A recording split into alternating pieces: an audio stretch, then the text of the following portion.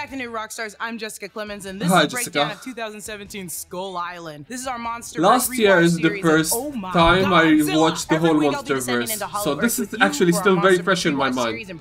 So this is good. Films plus Monarch Legacy of Monsters. Today we'll be still haven't finished Monarch though, the last episode. Creatures unknown to man, ruled by a god and king. Protector of man and balance, I'm talking King Kong. The movie opens with the Warner Brothers picture logo and legendary logo, designed with metal like it's under construction. It does look like the aluminum used on the old P-51 Mustangs, which is the plane that Marlowe flies. Unlike the 2014 Godzilla, which was only rep by Warner Brothers and Legendary, this one is showing Tencent Pictures as well. Tencent Pictures is a Chinese film distributor and production company owned by Tencent, and Tencent is a massive company that oversees like League of Legends in China and operates WeChat. That makes sense. Tencent That's has a joint venture with Wanda Group, an even more massive Chinese conglomerate that acquired Legendary Entertainment in 2016. What? Wait. Oh. So that's kind of smart though, because you get distribution through the Chinese markets, which is very hard to get these days, so it makes sense. Their first major co-production was The Great Wall, starring Matt Damon. Oh, I remember this movie. God, I wanted to love it so bad, but I didn't. A story originated by the big man on campus himself, Legendary founder and CEO Thomas Tull, so I won't be forgetting that one. The logos also dive and move like war pilots evading bullets, which is what we're about to see the aftermath I didn't even clock that. That's so smart. In 1944, during World War II, a fighter pilot crashes his plane into the shores of a beach. In terms of the MonsterVerse timeline, this would be a few years before the founding of Monarch in 1946. We open on Skull Island with the same imagery we get leaving this movie, a beaming sun. This is our young God, that reminded me of freaking the Eye of Mordor. Kong, Skull Island. Okay, so this isn't the first one. This is the second one. We only got Kong. It's my favorite cast of the movie. We had Loki and Captain Marvel in it.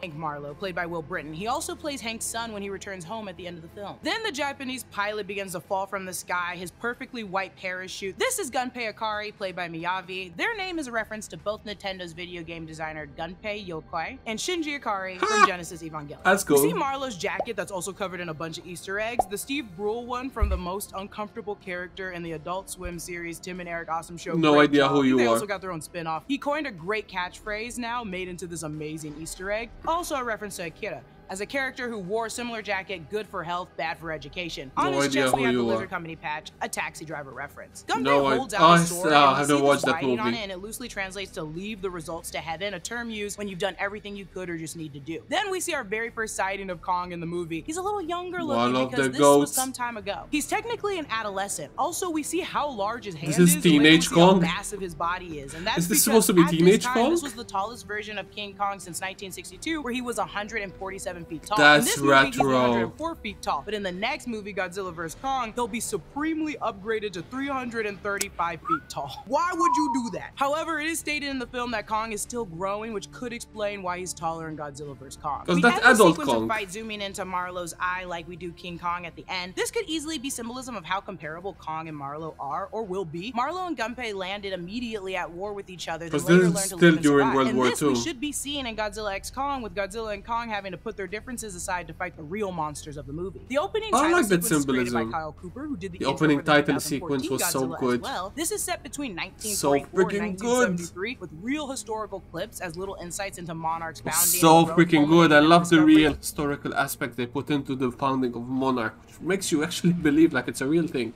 Of Skull Island. This includes the start of the satellite project. This is the same satellite that Bill Randa obtained his first images from the island from. Also, funnily enough, Bill's son Hiroshi would later be kicked out of Monarch for commandeering satellites to track Titans. We open on World War II footage of a plane being shot down on the ocean. This thematically ties in with what we just saw, two pilots crashing down on an unknown island during World War II. Noah found a website that has a bunch of archived World War II footage, and it has some very similar looking videos of planes being shot down in the Pacific, so this clip could be from there. As a way of transition, we get these dates that might seem random, but I think they're following somewhat chronologically the MonsterVerse timeline. For instance, we have December 1945, the year after Marlowe and Gunpei landed, and 1 year before Monarch begins. Then from Spring 46 to Tom Hiddleston's name, this could be the age of James Conrad, as later we're in the 70s, he looks like he's in his mid-30s, or it could be focusing more on footage pertaining to Monarch. Then we get footage of an American military parade. This is either VJ Day in New York City in 1945 or the Second Airborne Victory Parade in New York City in 1946. We see a 1946 newspaper headline, "Victory, Japan surrenders." There were many newspapers with similar headlines at the time, so this could be one of many. Truman gave a speech in Berlin talking about the possibility of a glorious future if the machine of industry can be harnessed effectively respectively. This quote sets up the tragedy of the Vietnam War, which is that in no way were we able to harness the American machine to work for peace. The time quickly jumps from February 1947 to May 1947. Wasn't Vietnam a total failure, actually? Footage of female workers during World War II. A lot of women entered industrial jobs previously held by men who left for the war. Because all the men were gone, they needed the women. A newlywed couple enters the house, showing baby boomer population spike, I assume. It also reminds me of how the final scene of Marlowe returning home. Jumping again with the time codes, August 1948 to 49 in some white American suburbs. A lot of soldiers were given housing loans upon returning home, but these— God, I wonder, do they do all of this on purpose? Like, is it actually needed? The detail. I wonder if there's someone actually that does all of this on purpose. Your whole job is to fill it like this. The intro. Because it... God, this is just the intro. Mostly went to white people and led to the suburbs of today. Just an average, you know, Norman Rockwell looking family. And I don't care about it. We get map overlaid on radar. Someone needs to plot all of this out, write it to logically make sense from one point to the other. These were tracking Titan's movements. I think this is just a standard wavy line of a map. These could be ecliptic lines meant to show the path of the sun in different seasons, though. Then we get subs and maybe the Pacific. Titans frequently attack subs, as we saw in the Godzilla intro. US unveils Earth satellite. This is the satellite program that will eventually get photos of Skull Island and cause Bill Randa to investigate. Eisenhower gave a speech on the state of the satellite project, then footage of maps and photos potentially taken from that said satellite. Plane flying over tropical islands, presumably not Skull Island, as it wasn't discovered until the 70s. Maybe this is Vietnam, where much of this movie is just shot. We see the full document that was in the Godzilla opening credits, and it's from— Oh yeah, I loved reading these. I paused these all the time. Obviously, in Godzilla, this was referencing Godzilla, but since they're reusing it here, they might be trying to recontextualize it to mean Kong, or they just want to show that this is the same universe. The deputy director of Monarch has made a strong case to eliminate the creature in the Pacific Ocean. To extinguish the threat, it is with an executive order that I hereby authorize Operation Muto to use the atomic bomb. Why is it always humans first respond? There's something we don't understand, bomb it. Ask questions later. The creature possesses a threat to our military and thus possesses a threat to the national security of the American people. It is up to Monarch to end the terror that this abomination has— No, like a threat is something that attacks you. It's just standing there. Humanity. Forward. This is for the protection of our country and to secure the interests of the free world. We will protect all from the heretofore unprecedented threats from the natural world. Regards, Harry S. Truman. So this is written by Truman, who is the president before Eisenhower, who we just saw giving a speech. Chronologically, this should have been shown first. Also, fun detail, there are some typos in that I'm guessing are meant to be the result of this being written on a typewriter and thus not being correctable. Also, Truman is the president Rhonda mentions later, who originally funded Monarch. Another Monarch eyes only footage. This film may only be viewed by authorized personnel. Under no circumstances may this film be distributed or transferred outside of the Monarch offices. Langley, Virginia, February 15th. Wait, are they saying like the film, like the actual movie, or like footage? Because that's actually kind of funny. 1947. Hilariously, the yellow text says February 1951, but the date on the film says 1947. In general, the timeline is a little wonky. Yeah, I think the Monarch show had Monarch founded in 1952, which is when Rhonda, Keiko, and Shaw first encountered a Titan. I think the Monarch show retconned the timeline a little bit. The satellite images that then prompted the discovery of Skull Island, as well as a classified mission authorization file for the expedition into the unknown. Monarch footage of the Castle Bravo nuclear test. This was really a test to try and lure a Titan using a bunch of uranium, which worked. When Godzilla showed up, the army decided to launch a nuke. Yeah, that's the Monarch episode, despite objections from Monarch, who wanted to study. Yeah, it's the Monarch footage, which makes no sense. They just wanted to try either kill it, if you can't control it, bomb it, and just spread its pieces all around, like freaking fish bait. God, I'll never understand human logic. From Godzilla's credits. In the show, the context was a bunch of military subs had gone missing, and it was implied to be the work of Godzilla. In fact, an American nuclear submarine is what initially woke up Godzilla in the 40s. It honestly doesn't make a ton of sense that it shows up in this Kong movie, but maybe the title sequence creators were cutting some corners and reusing content, or maybe they were just told to, so we know that it's in the same universe as Godzilla's film. It could be anything. Another destroyed ship. All I'm understanding is that the Monsterverse timeline is seriously messed up, and I mean, come on. The MCU can have a conjectual, makes sense, formulative timeline. Man, Monsterverse has no freaking excuse. Yeah. There's a famous boat that a Titan destroyed that Rhonda was on, the USS Lawton. Rhonda talks about it later in the movie. This could be that ship. Astronaut Senator John Glenn giving a speech. He was speaking about the limitless future of space exploration when he gave this speech. I feel we are on the brink of an area of expansion of knowledge. Footage of the spaceship ejecting a capsule ties into Glenn's speech. A file on Muto skeleton, given the shape of the skeleton in the top left corner. I think this may be a skull crawler, as it seems to have two arms and a long long tail, then shots of someone inserting tape into a tape recorder, perhaps debriefing a Monarch agent after they showed them the skeleton of the Muto file, children playing in a Sputnik ride toy. The Sputnik was a Soviet satellite launched in 1957. So much retro stuff. Oh my god! Island, so this might be a reference this to is the just the intro. First time we're putting cameras into space and looking me. down on Earth. Footage of animated video explaining satellites. We couldn't find the source for either of these videos, but we got pretty close here. We get the logo for Landsat, a program. How long do these people spend making these videos? By Ortez and Steve, played by Mark Evan Jackson, both work for Landsat in the movie. Then we get this stuff that you know damn well I cannot pronounce. Oxidizing, adenine, you know I can't pronounce these words. They're science terms. Footage of plants growing, a wooden mountain, helicopter landing with soldiers, could be in Vietnam. The titles place this around 1956 and Vietnam started in 1955. A snake skeleton, or eel, or skull crawler. It looks like it might have some small arms near the head, but hard to tell for sure. I'm thinking it's an eel though. A turtle Muto diagram. This could be a magma turtle from the Skull Island tie-in comic book. It could also be a reference to Gamera, the big turtle monster kaiju. Gamera hasn't shown up yet though. What the f? Is that a freaking turtle doing gymnastics? I clearly don't know enough about the freaking monster verse. A freaking turtle doing gymnastics.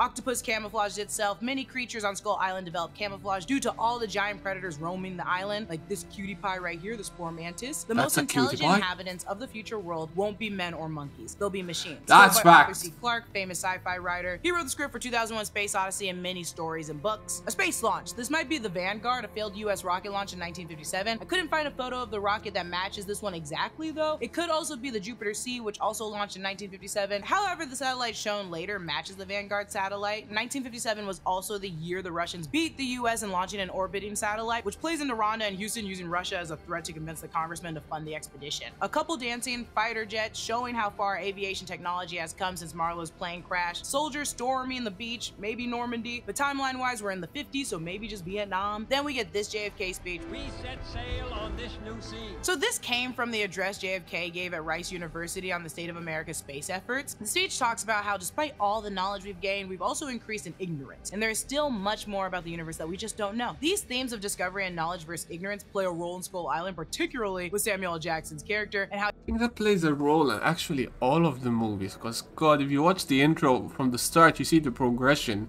and if you tie in the Monarch series, you see the development of the freaking goals and pathways they wanted to take, which is a whole different that ended up going. Because it starts with good intentions and it goes into greed, destruction, power, control, these things us humans are known for.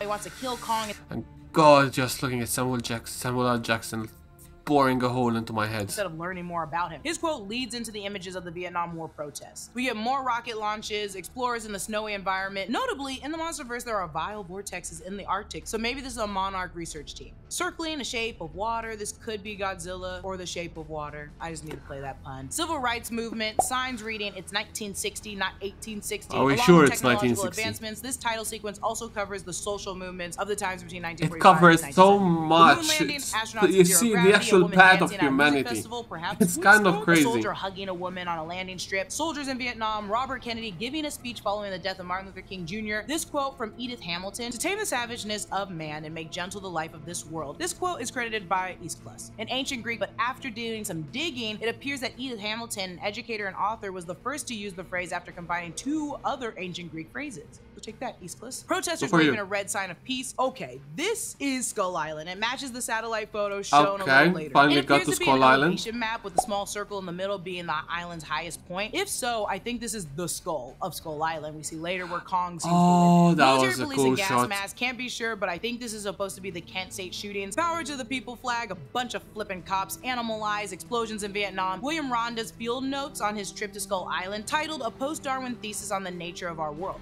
Then we ask why aliens will never visit us. Who wants to visit this shitstorm?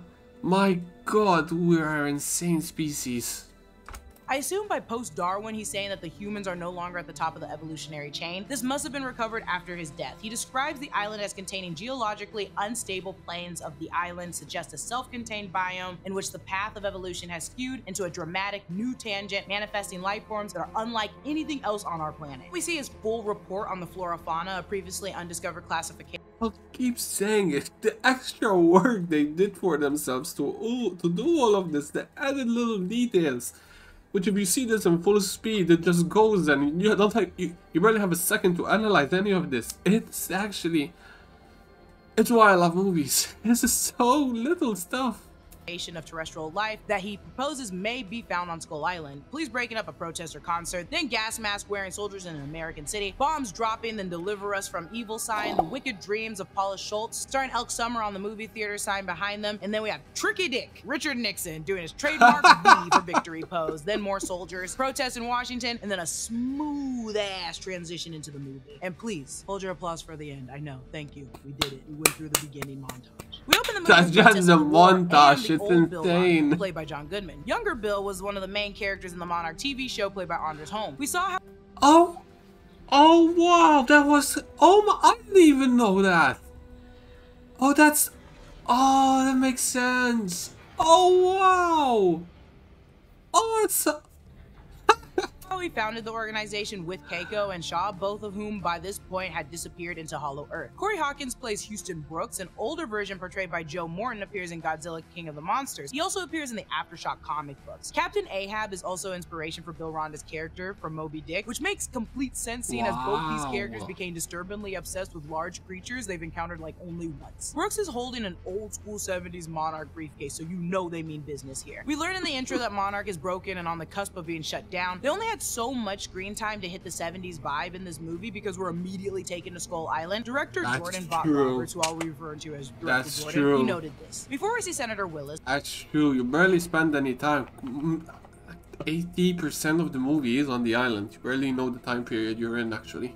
Brooks notices one of the 3 TVs playing Nixon's Peace with Honor speech and footage. Senator Willis is played by Richard Jenkins, who also starred as John C. Reilly, aka Hank Marlowe's dad in Step Brothers. I'll comment on it when we see it throughout this movie, but this movie is filled with a bunch of comedians or Marvel heroes, and I don't know why. And who would have thought that soup comedians— oh my god! Because they do. We get to this— oh my god, I'm not even recognizing the faces. Oh, that's bloody brilliant. Satellite photo of the uncharted island in the South Pacific that no one knew until now. The same satellite we spoke on earlier in the credits, I assume, is what they're talking about in the topics. Rhonda calls it Skull Island, the land where God did not finish creation. Rhonda goes on to mention in 1946, Harry Truman— I would say it's the land where God created too much. Creatures existing. You know, in terms of sheer waste, Monarch ranks right up there with the search for alien life. Yeah, but those guys are nuts. This joke retroactively became funnier because we know that the Ghidorah was in fact an alien who we're going to see later. They'll also need a military escort, kind of like Lee Shaw and Keiko in Legacy of Monsters. The music playing right now is Time Has Come Today by the Chambers Brothers, and we're in Vietnam. We're specifically in the Da Nang Air Base. We see the banners for the 3rd Assault Sky Devils. I couldn't find anything on the actual Sky Devils being real, but I did find the 1932 American aviation comedy film about the 2 people who find themselves at the American aviation field to train and become pilots when they didn't want to be. During development, there were several different conceptual iterations for the Sky Devils logo before settling on the final one in the film, and these are what they actually kind of look like. We then meet the Sky Devils air unit. Shea Wingham plays Cole, and Thomas Mann plays Slipko. Jason Mitchell plays Mills. This was Eugene such a Cordero great group. Also, yes, such a great group. Is the comedic actor and improviser who also stars as Casey and Loki. I didn't Shea even Wingham realize was Agent this. Carter and voiced George Stacy in Across the Spider-Verse. So it's all like one sub-Marvel. God, there's even more Marvel actors in it than even I knew. God bless the casting. The one that took care of the casting in this movie. Gathering, and I miss it. Cole's reading Captain Courageous by Rudyard Kipling, the 1967 print. Then we're introduced to Samuel L. Jackson as Packard, again another Marvel icon. The GOAT. This movie was released March 10, 2017, okay? Guardians 2, Spider-Man Homecoming, and Thor Ragnarok all came out that year. All without Samuel L. Jackson, and I'm pretty sure excluding post-credit scenes. Packard is brooding because he doesn't know what to do now that the war is over. You see him refer to us as losing all the time, so he really takes that to heart, which you can see him doing when he's longingly looking at his medals later. Then we meet Chapman, who's played by Fan Four Stick's own Dr. Doom, played by Toby Cabell. Toby Cabell, along with Terry Notary, both provided motion capture for Kong. Sounds like most of the body movements were Terry and Toby, and they did the subtle facial expressions. Toby also played Koba and Dawn of the Planet of the Apes, so it's close to home. We get this that dude is shot, good. and the lighting drops with the sound of the helicopter propellers, and I like that this lieutenant, a brave, massive ego man, is becoming small as the helicopters fade away. Like, what's next? Like, the light in his life is gone with the war now. That's kind of sad because it's kind of true to a lot of. That happens to a lot of people. Like, they go straight into the military, I guess, and that's all they have their whole life. And when their job is done, what do you have waiting for you back at home? That's sad because it's kind of based on reality. And it could be said on a lot of professions.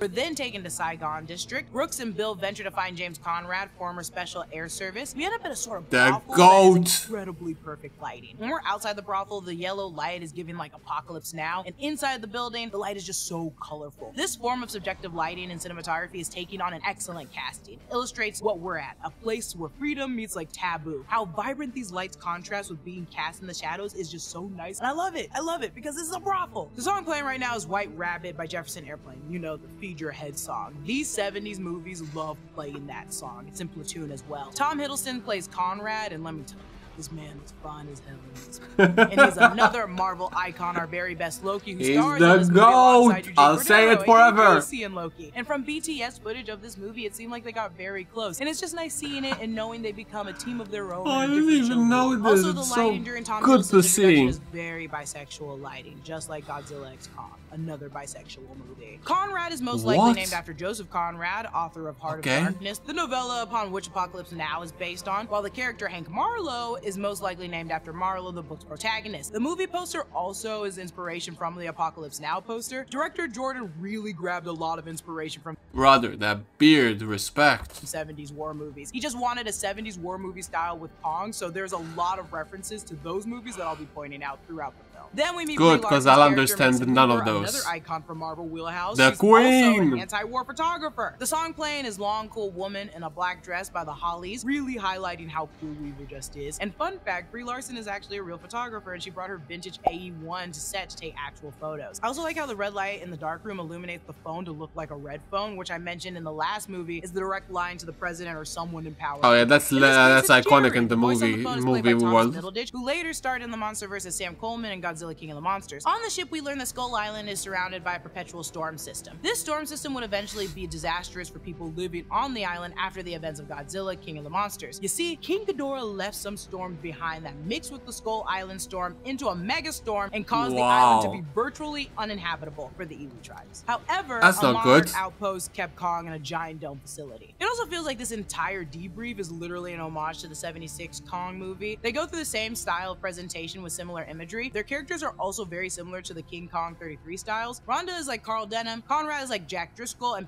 The only thing I'm getting from all these references is, God, I have no clue what these references are. People, like, God, I hope the people that understood these references had fun seeing them, because, geez Louise, I am not that old yet. Packard is like Captain Inglehorn. We want to thank Geology for sponsoring this video, but also to thank them for making sure we look camera ready all day, every day. Geology's products use There we go. To map the terrain and better understand the density of the island, and I don't think it comes up in this movie, but Skull Island does have a rift to Hollow Earth. Apparently, they're all just No, it doesn't. Again, like no, it doesn't. They're preparing to leave for Skull Island. Because I didn't even know about that until the third movie.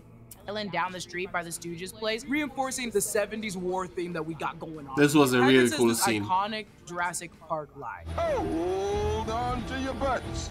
Hold on to your butts. Some of this film, like the 2014 Godzilla, was shot in the same place that Jurassic Park shot in Hawaii. And that's great because it's a great place for giant monster movies. And speaking of Jurassic Park, around this time, Legendary was actually going to team up with Universal to expand this universe, but they ended up not doing that, and then they got bought out by the Wanda Group. What? From my perspective, as someone who just consumes this media, they could have backed out with Universal, given the shared cinematic universe of giant kaijus would have had to share a lot more than we already do. We wouldn't get the same amount of Godzilla and Kong movies we certainly get now. So it looked like it could have been a short-lived experience for our favorite Titans if they did. Well, that's good. Before Packard recites the story of Icarus flying too close to the sun, Chapman is reciting a letter he's been writing to his son Billy. This reminds me of the Halo jump scene in 2014's Godzilla, how we had one soldier I remember that scene so much. I remember just the music playing. God, it made you feel so... your stomach fell flat. God, it's like jumping into hell. That's what that scene all freaking feels watching it. Before crossing via the stormy clouds to a dangerous world. Packard said something along the lines kind of like jumping into hell. Icarus, don't fly too close to the sun. His dad warned him, but his wax wings melted. But the US Army is not an irresponsible father. Our wings won't melt. After Pulp Fiction, I feel like we're always giving Samuel L. Jackson these glorious semi-religious monologues, which are really great. They're also comparing themselves to gods when they're about to meet the king of gods himself. And this is what I really like about the MonsterVerse movies, because man is always trying to put themselves themselves above nature, and it's simply just It awesome. does, that's true. Why do we do that?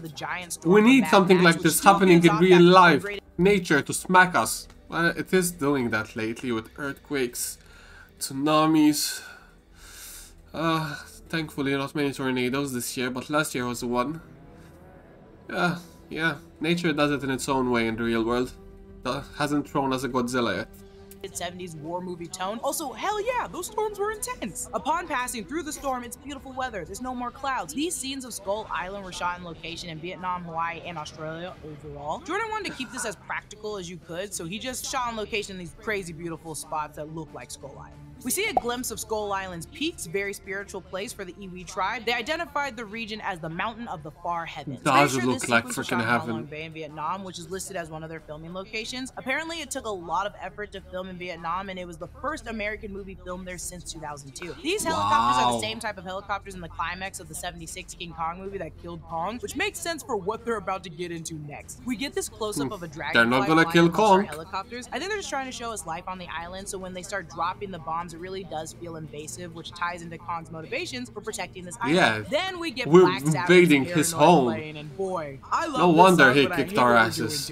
I also like the song is literally talking about being paranoid and retaliating, and that's what we're doing right now. We just show up and start blowing up things for our own gain and our own research. No purpose. I hate it. We get this weird shot of a Sky Devil pilot happily watching. God, I hate this. Oh, I hate this. Which acts as a mirror to the chaos. God, oh, why are we like this? Why do people enjoy this? Because this is all true.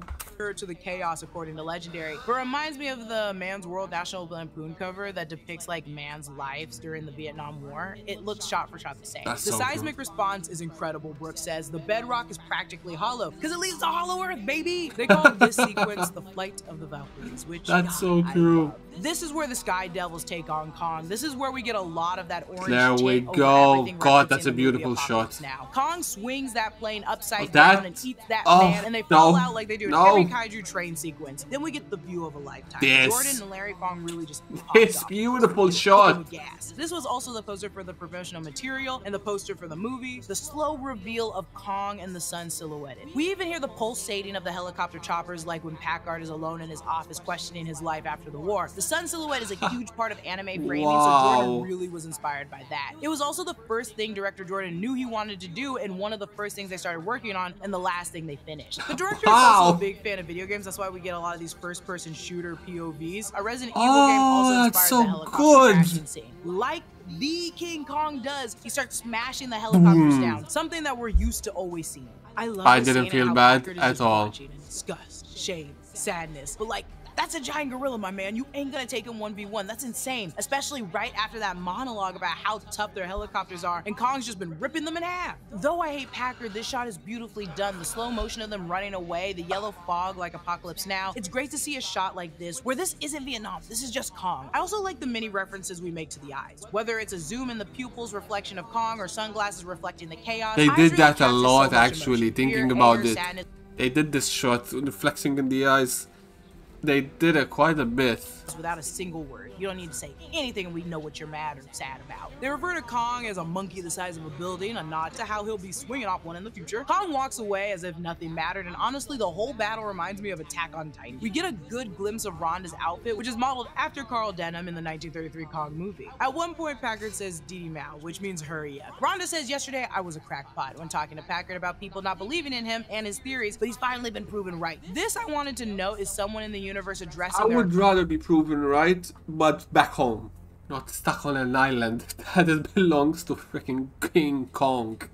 Crackpot when plenty of them have existed through this universe and all the King Kong movies in the past. Rhonda also mentions the USS Lawton, the ship where he was the only survivor. The Lawton was attacked by Ion Dragon. Godzilla would eventually kill it in Hollow Earth. Rhonda says if we keep our heads buried in the sand, they'll take it back, which is pretty spot on to what the previous Crackpot said. From the Monarch series. Back to the Stone Age. Yes, Joe Brody, who yells about the EMPs, saying that it will send us back to the Stone Age and the Titans will just rise up and take over the planet again. He also goes over the Hollow Earth theory. This movie solidifies solidified this concept in the MonsterVerse. We didn't really talk about it, we were just like aware of it going forward, but this one really solidifies it. Then we meet this beautiful creature, the Skur Buffalo. This was so beautiful. On it, so they're like regular animals. This was such a beautiful animal.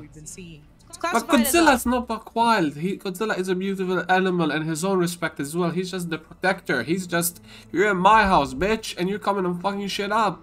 No, I'm gonna smack you. Megafauna predation, herbivorous, and director Jordan mentioned Miyazaki's work as being a big inspiration for this film. His ability to tap into things that are beautiful and terrifying at the same time. And this reminds me of the forest spirit in Princess Mononoke and how it innocently just wanders the area of this island. Later, when it's injured and saved by Kong and Weaver, it represents the tether for hope and peace between man and Kong. We're then taken to the bamboo forest, which I hate. And I know you know why I hate it. The giant spider is an homage to the lost spider. I hate anything with big spiders. Long legs, classified this is like freaking Harry Potter scene. Rhonda's notes earlier, and carnivorous. The opening scene of Monarch Legacy of Monsters flashes back to this moment. It inserts the scene where Mother Longlegs is chasing Bill. Mother Longlegs, even that name just gets me shivers. And I'm guessing this happened sometime after this attack, but before Packard tells them to shake it off. There's even a shot of Randa that has him looking pretty shell-shocked, and I could imagine it was right after this Monarch opening, or this could have just been a separate spider. But cool. you know, I didn't even realize how much this specific movie is connected to the Monarch series because of the characters. Obviously, it's just I never made the connection. I'm not that intelligent. Doubt it. Why would you add those two scenes? Many of these creatures, like our animals, are very good at disguising themselves, which makes sense because they share an island with scroll crawlers and Kong, so blending in is probably very important. Then we meet the Iwi tribe, and this is Gia's folks in the newer movies. We learn more about them in the Birth of Kong comic books, which follows their first return expedition to the island in 1995. But the Iwi encampment is as old as history itself. In other Kong movies, we've seen other indigenous groups of hostile natives, but I think we gave them the Iwi name in the MonsterVerse particularly, and just wanted to give them more room to actually breathe and have a story. Fun fact, most of the Iwis are people in Vietnam, and the Iwi chief is this guy who Jordan would visit every time he returned for trips in Vietnam. I just think that's sweet. The Iwi people have these markings or tattoos, and Jordan said he wanted something different, something almost futuristic, something anachronistic feeling to make the villagers feel somehow advanced. Marlowe mentions later that they have grown past crime. They have no otherworldly attachments, and they don't age. So the futuristic tones come across even in values. He also mentioned the design to have a futuristic 8-bit or circuit board aesthetic that still felt authentic. He just wanted it to feel like something the audience have never seen before. Allegedly, also, Brie Larson doubled as one of the tribesmen, and this might be her? I don't know. What? Shut up. Kinda does. Seriously? Was she just bored one day and said, hey, can I do this? Oh my god. That's jokes.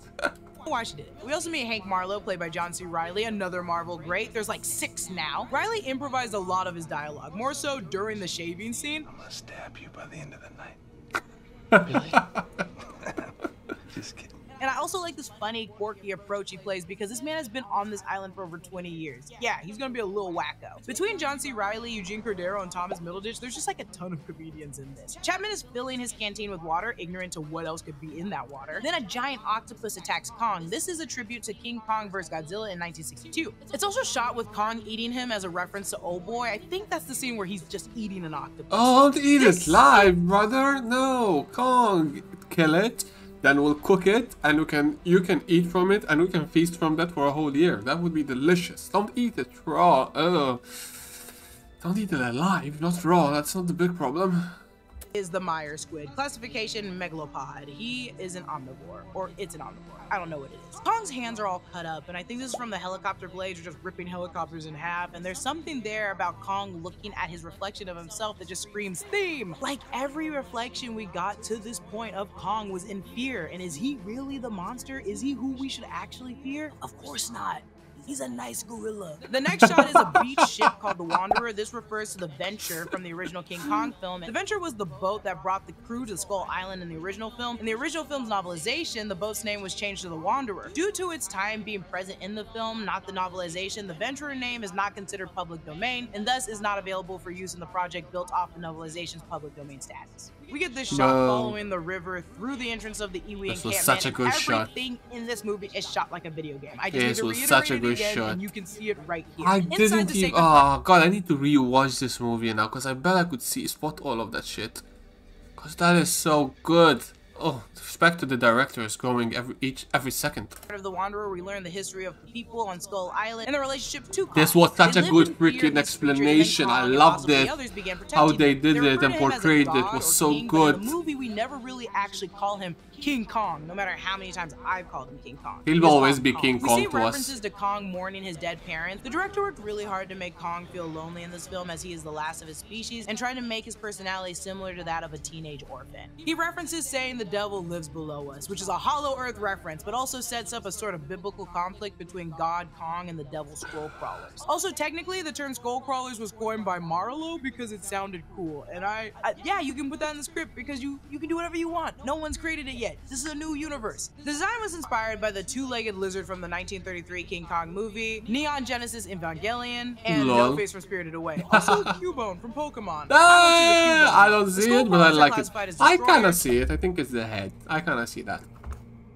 and Hypervore. We also learn here that the scroll crawlers woke up due to the bombing, and once Kong goes, the big one comes up, which we see at the end of the film. Kong's also still growing. They wrote this in because they knew that Kong would appear in the modern day timeline, so they wanted him relatively young here. We see the ship, boat, plane, whatever you want to call it, that Gunpei and Marlowe spent 6 years building. It's called the Gray Fox, which is a reference to Metal Gear Solid character. In fact, director John of this movie is the director for the upcoming Metal Gear Solid show starring Way Oscar to Isaac. go, The central buddy. engine is the engine of a plane. The propeller piece spins when it's running, and they need to get this baby going in 3 days before the refueling team gets here. The Sky Devils wade through the swamp waters, another war movie staple that must always happen in war movies. The director really treated Skull Island as just the Vietnam War. Go off. Packard sees this ugly bird. Director Jordan asked the designers to build a f***ed up stingray with a bayonet for a face, which they did very well, I'll give them that. A designer also coined the idea of the God, creatures this is why I moving out love of a real movies. tree. Then with the shot from Packard's gun, the winged monster scattered like Wow, bullets. This I is showing remember again that. the That was terrifying so imagery of something that incredible. was supposed to just be beautiful. Later, as Packard looks like a and his freaking men normal are tree, traveling, then I all of a know I sudden should've just recognized fucking this shit your sooner pants. For the Godzilla X Kong trailers, and I completely forgot. I forgot that we see Kong's bloody handprint on the side of the peak of Skull Island. Packard says, "Look, it bleeds," which is a massive discovery, but also a wild thing to say. In the Godzilla X Kong trailer, we see this. We see a bloody handprint, and we assume it's the Scar King. But this could be a reference point to him not being a king or god as well, because he bleeds. So the Scar King, like King Kong, is also defeatable. Conrad and Marlowe talk about the Cold War. Marlowe remembers Russia being our ally. They tell him a man has been on the moon now and that he only eats Tang and Spam. And as we know, Tang was very popular because of space travel. Chapman has a U.S. Marine Corps knife, so I guess they're Marines? I didn't even notice that at the beginning of the movie. He also hangs up the letter he didn't finish to his kid with like kind of a shitty drawing. This area is referred to as the Paper Forest, which is a maze.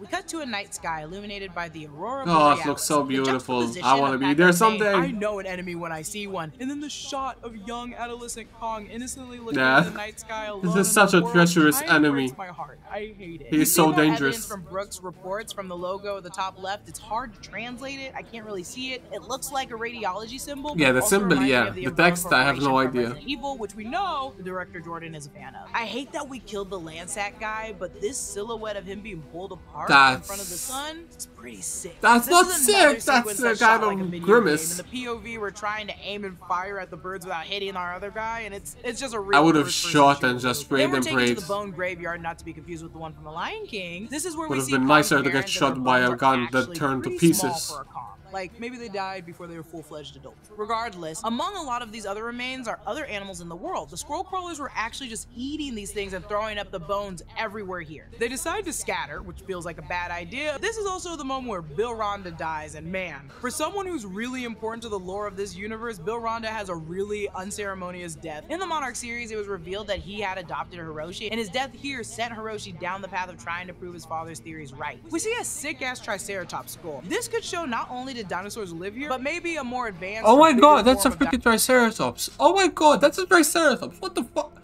Why is a Triceratops skull there? What the fuck? Just a Triceratops skull doing there.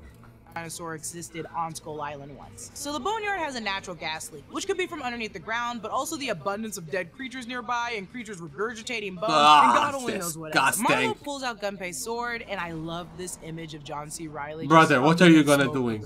You're not He says you're not Jon Snow. Which I feel like is a Japanese expression that aligns with a lot of samurais in movies. The gas in Slivko's bag explodes, now turning the air a greener yellow tint. Conrad yells, looks "Marlo, even sword!" better. And he tosses him that sword, and our boy starts braving the freaking poison. Yeah, but that's Loki. He's a master swordsman. Creatures. This was storyboarded and imagined quickly as well, and Jordan actually told Tom about so it, and Tom was good. immediately like, "Hell yeah, boy, let's do it." Also, nothing screams anime more than this sequence. That's so Jordan has a true. real creative eye for these shots. Like, the last thing I would think about is the specifics of these creative, crispy-ass, badass scenes. Visually, I think Jordan has an eye unknown to most directors because keeping this grounded in kaiju, but anime and 70s war theme is so iconic and easily guides us through the movie's She is so not wrong. This movie really is unique. I really need to check what this director has done. Other stuff. I really need to see some of his work. overarching theme that honestly should have been embodied ages ago. We had another shot, just like a video game. Those flying things are going crazy and you have to ideally shoot all of them. This is literally a first-person shooter. Packard is literally just turning into a crazy person, thinking I think he's always been a Kong, crazy but person. also using that energy that he used in Vietnam to fight in Skull Island. Like, that just doesn't even make sense. Conrad mentioned earlier the men that went to war didn't come back the same, and this is a pure example of Packard. It's sort of framed like he didn't know what to do now after the war. That's exactly what I said. Exactly, it's all he knows. That's just his programming. Big ones. There's one. Sounds like a bird, but it's a f***ing ant. We don't see it, but I think it's alluded to. These are the snare hunters. They sing bird-like melodies. What the fudge is that thing? Oh my, this movie, like, that world is nightmare inducing. My god, imagine living in a world where ants were that. No, no thank you. No, no, I want to live in a lot of movie worlds. Monsterverse is not one of them. But they're giant flying ants, and it's scary. Later that evening, Kong is touched by Weaver, and my boy just loves blonde women, and he can't get enough of them. I don't know why. I don't know why this is a returning thing in Kong movies. This is probably why I like Oh, it's Brie Larson. Come on, you can't blame the kid. It's Brie Larson. Perfect silhouette in the moonlight. Y'all can't tell me this isn't a Dragon Ball reference. I can't say. I never watched Dragon Ball. The fire and smoke force Kong to collapse, and Packard says his most iconic line from this movie. It's time to show Kong that man is king.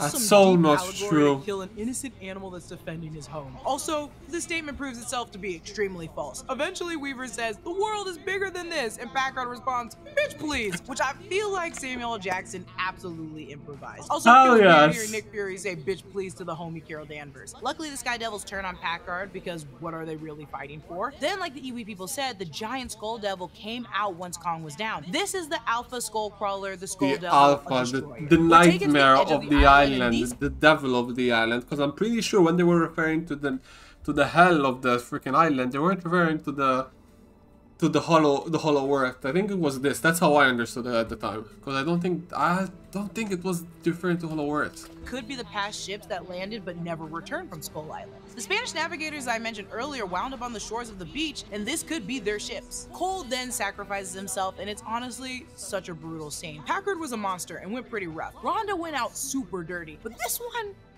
it just felt unnecessary. We start watching Kong versus the Skull Devil, and baby, this fight is pretty sick. Kong tries to pry open the Skull Devil's mouth like he did the T-Rex in the original King Kong movie. He also did this in the 2005 King Kong movie.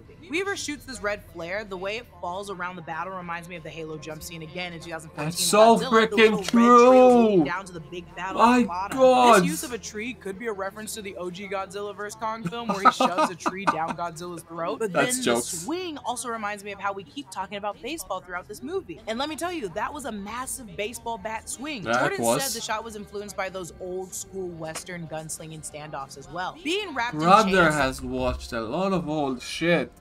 My god, his references are outdated more than the food in my fridge. Jeez. The callback to the original Kong movies when he's brought to New York in chains and put on display. Kong was constantly being restrained in this movie in a lot of the battles, and I like the idea it's to show that nothing can stop him. We get a tail flick to the face, which is completely disrespectful, but we also see Godzilla do the same thing over and over and over again. He uses a propeller blade from a ship like brass knuckles. That was so cool. Literally insane. I remember Kong watching Weaver this scene. drowning in the water and saves her, holding on to that woman while fighting is a real giant King Kong move, you know what I'm saying? That's man right He's there. always killing people and holding on to that woman. That's Kong a rips gentleman the right there.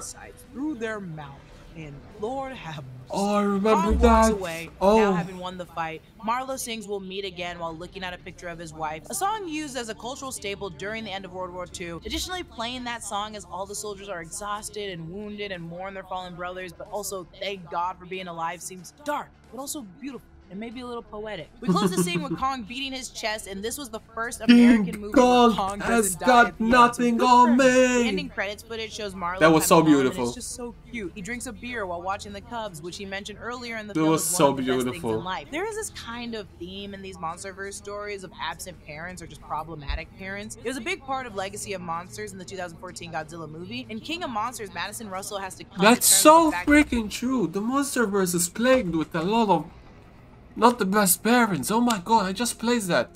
Not the best, or a lot of shit happens to them. Why? We need better parents. that her mother is a terrorist, and in Godzilla vs. Kong, Serizawa's son turned bitter following his father's death and now wants to kill Godzilla. The end credit sequence, Conrad and Mason are in Monarch holding cell. Brooke shows them the photos of Bikini Atoll, then footage of cave paintings showing Godzilla, Rodan, Mothra, and Ghidorah, and a cave painting of There's a Godzilla lot and of Ghidorah more. fighting before we hear Godzilla's roar. And that is it for this revisit, rewatch, rebreakdown to 2017 That was so Skull good. Island. I remember seeing this movie in theaters.